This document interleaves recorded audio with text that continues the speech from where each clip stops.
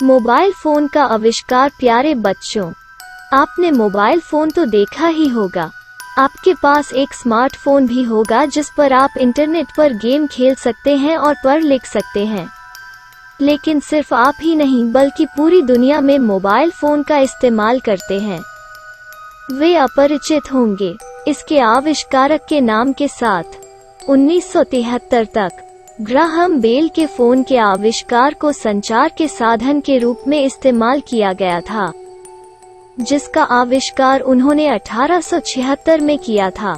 लेकिन बिजली के तारों की मदद से काम करने वाले फोन को घरों में या ऑफिस के डेस्क पर एक ही जगह पर रखा जाता था।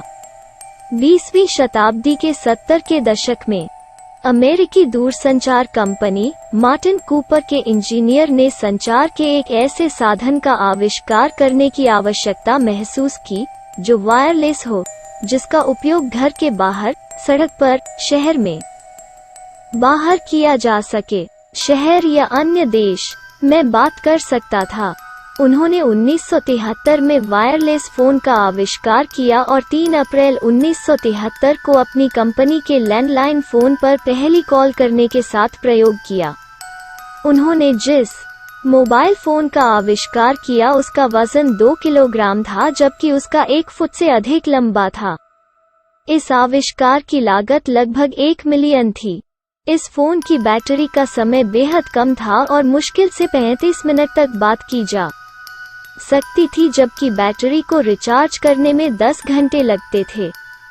इन बैटरियों को सील कर दिया गया था।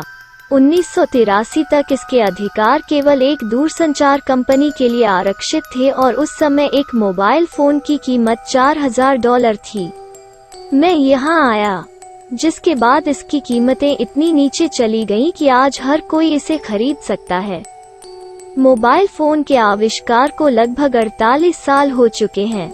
नई सदी के पहले दशक तक हमारे देश में एक कीपैड फोन का इस्तेमाल किया जाता था, जिसका इस्तेमाल संचार के साथ साथ संचार के लिए भी किया जाता था। कुछ साल बाद एक मूक कैमरा आस में स्थापित किया गया था। कुछ नया करने का प्रयास किया गया था। समय के साथ मोबाइल फोन का आकार बदल गया है। 1 फुट लंबी और भारी सीटों को 6 इंच के हल्के फोन से बदल दिया गया है। आज यह स्मार्टफोन के रूप में हर किसी के हाथ में नजर आता है। इसके जरिए आप पूरी दुनिया में अपने प्रियजनों से जुड़ सकते हैं। यह स्टिल कैमरा और मूवी कैमरा की मदद से इंटरनेट के माध्यम से दुनिया के किसी भी स्थान पर तस्वीरें और वीडियो भेज सकता है।